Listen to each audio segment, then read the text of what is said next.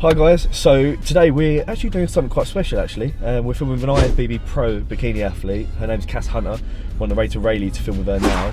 The idea today is to get a good session in first and foremost. I think she's run me through her upper session.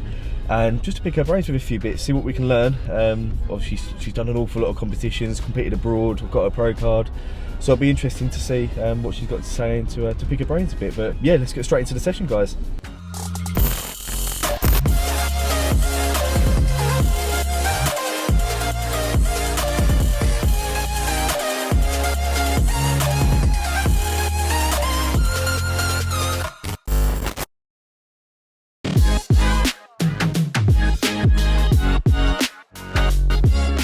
So today I thought I'd take you through my upper body session.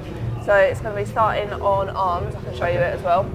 Starting on arms, then we're going to work onto a little bit of back, and then we're going to do reverse pec for a bit of rear delt, and then finish on some front and side delts. So, because in bikini it's all about that V taper, so I'm going to give you a little bit bikini workout today. I'll have a bikini body by the end of it, sweet. Don't say we don't train hard.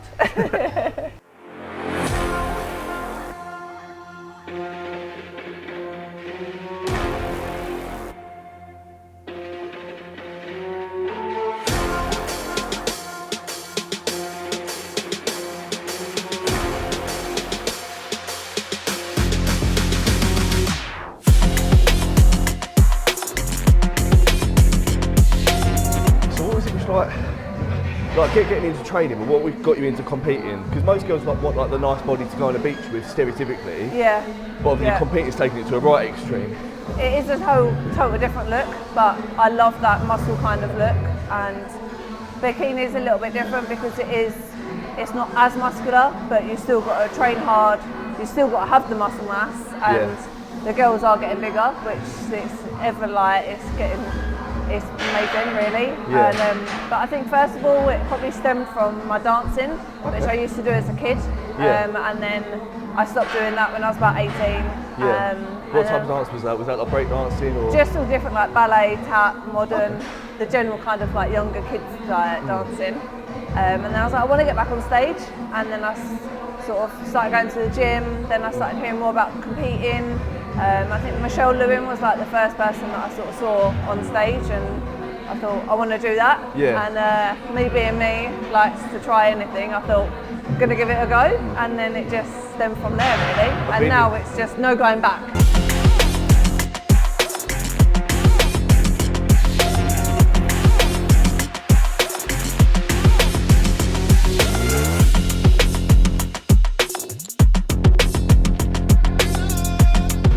Last set.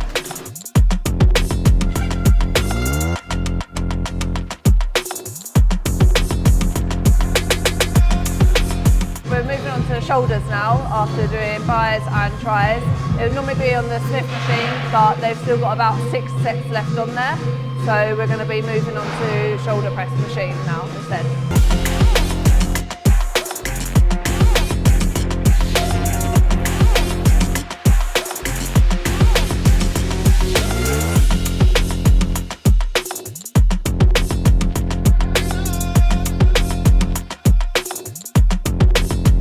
Obviously you've done a lot of shows by now. What would you say is like the one factor which got you to pro? If you had to put it down to one thing, was it the way that you train, like your diet? When you trained something, you thought, that's what cracked it, that's what's going to get me the pro card? Routine, consistency, tick those boxes day in, day out, and obviously put as much effort in as you can, and the results will follow. Yeah.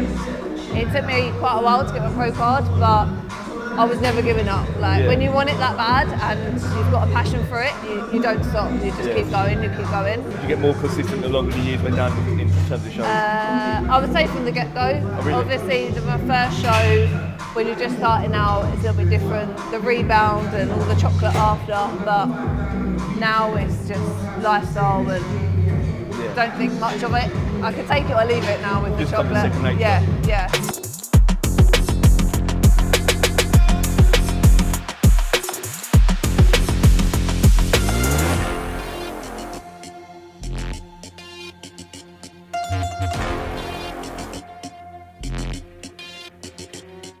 Fuck, you started doing shoulder press. I was like, fuck, that's more than what I'm doing. I was like, shit, well, it's more.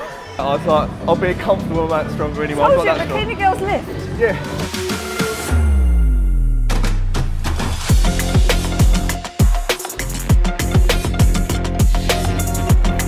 So this one's slightly different. So it's 2 sets of 12 to 15. Right. And then on the last set, we're going to do a double rest pause. Right, okay. So you do as many as you can, rest for 10 seconds, and as many as you can, and then sober. It's essentially like a drop set, but without lowering the weight, you'll just Yeah, increase the keep the weight the same, and just try and get as many reps out as you can. Okay. And you'll get a nice burn in the back.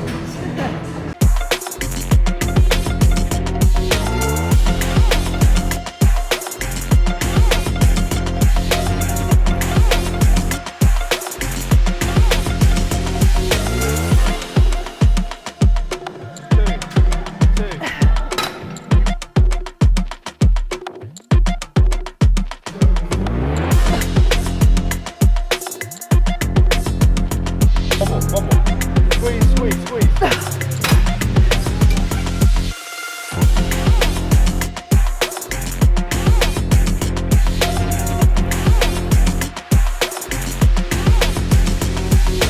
Last one. Come on, one more. Squeeze it. So wide pull down, Right. we do 3 laps of 12 to 15, Right. and the last set is a triple drop set. So just as many as you can each time, Okay.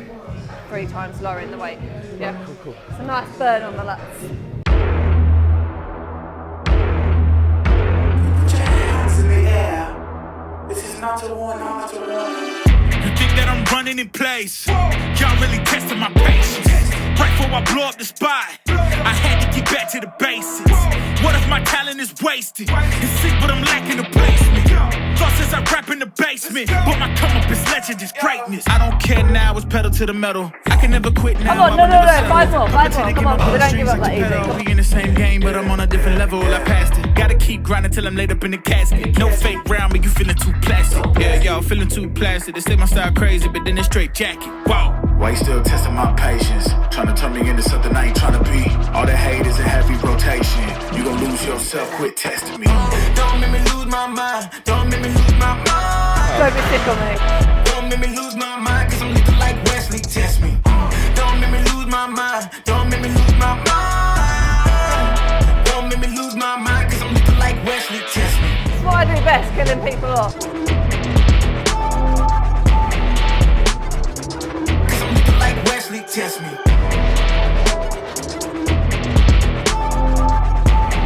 Don't make me lose my mind, cause I'm looking like Wesley, test me. Yeah, guess I know no better. I ain't got no chill, so they call me a devil, I know. Look, I am just a man on a mission. If I want it, then I get it, I go. And if you're trying to test me a beast, you gon' need Liam Neeson. The chance that you're taking is flagrant. You're testing your luck. If you think you'll make it out, then you're sadly mistaken. Careful what you putting your stake in, cause I ain't got no patience and no limitations. You trying to figure me out, and I know I don't make sense, but no one's there when you call like you're trapped in the Matrix. You need to So yeah, like obviously you stay on prep, like, well not prep, but you stay ready pretty much all year round. So do you not find that like restrictive at all, like something like going out, or like if you just want to like go out for a weekend and just like let loose a little bit? To be honest, no. Like, because it's more of a lifestyle now, well, not more of, it is a lifestyle. If I'm going out, I'll take my food with me, basically.